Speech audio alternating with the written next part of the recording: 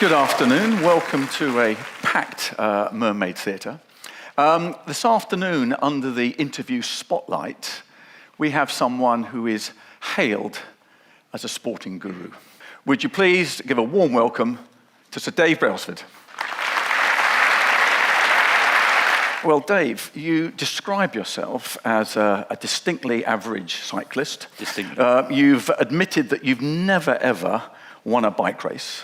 So how do you explain your elevation to a sporting guru? Yeah, it was embarrassing, that, really, to be honest. I left home when I was 17 to go and live in France. I grew up in North Wales, not the mecca of professional cycling when I was a lad, that must be said. But I kind of really thought, right, I'm going to go and win the Tour de France. So I thought I'd commit to this. I packed my bags off. I went to Grenoble, and I managed to find a team there. And eventually started racing for a little while, and then realised pretty early on that you weren't going to make it. It wasn't going to happen. And I tried so hard, and I was so committed, and I read everything I could. And I wasn't great at school, but I found my calling, if you like, in sports science, sports nutrition, sport. I loved it all.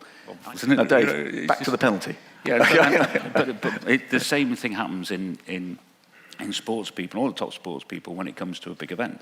If they start to engage, or they, even worse, become hijacked by an emotional, the consequence of the emotion, what might happen to me as an individual, my ego, it's a fear thing, then that will potentially impact on my ability to be able to perform a task. And so what can you do to train that?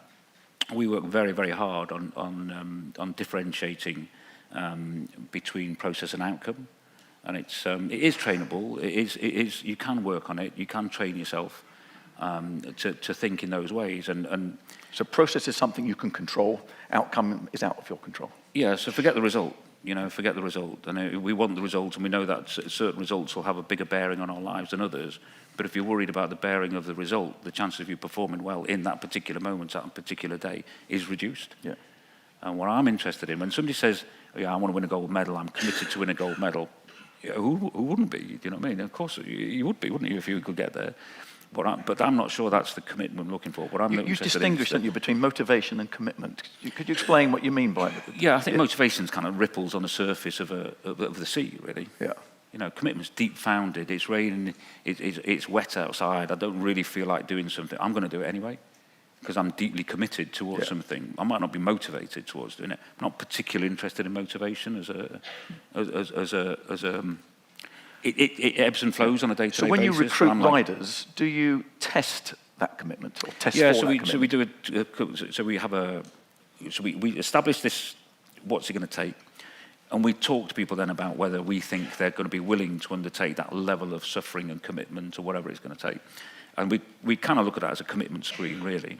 And so commitment to the delivering and to the challenge as against necessarily the goal. The goal might pull us and help us towards it. And then we do two things. We talk to, we ask people, particularly youngsters, we said, tell us about the two most difficult things in your life. What are the two most difficult events that you've had to deal with in your life? And tell us how you dealt with them. Many thanks, Dave. I'm afraid the clock has beaten us, and I hope you will all join me in thanking Dave for a fascinating insight into an interesting career. Thank you.